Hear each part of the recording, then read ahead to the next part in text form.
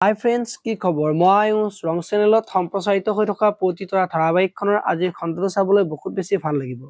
কিয়নো যোৱাটো খণ্ডত কিংচুক আৰু জিউৱে একেলগে লুডু খেলি আছিল আৰু তেতিয়া জিউৱে মাকক মেডিচিন খুৱাবলৈ মাতিবলৈ কোৱাত কিংচুকে মাক মাতিব নালাগে, ময়ে তোমাক মেডিচিন খুৱাই দিম। চিন্তা কৰিব নালাগে, ভুল মেডিচিন নোখোৱাও দিয়া বুলি কৈছিল।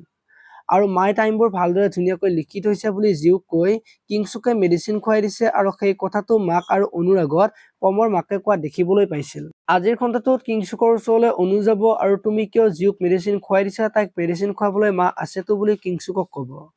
আৰু কিংচুকে মই ভুল মেডিচিন খুৱাই দিয়া নাইতো, মাই তাত টাইমবিলাক ভালদৰে লিখিয়ে থৈছে বুলি অনুক ক'ব। আৰু অনুৱে আজিৰ পৰা যাতে এইবিলাক কাম নকৰা থাকিবলৈ দিছো, তাতকৈ আৰু বেছি আগবাঢ়ি নাযাবা বুলি কিংচুকক ক'ব।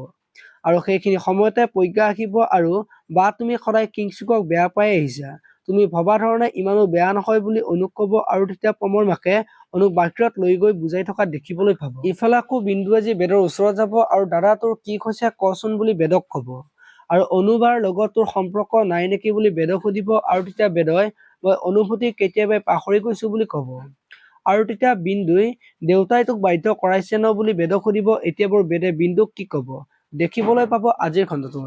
আপোনালোকে পতিতৰা ধাৰাবাহিকখন চাই কেনেকুৱা পায় কমেণ্ট কৰি জনাব।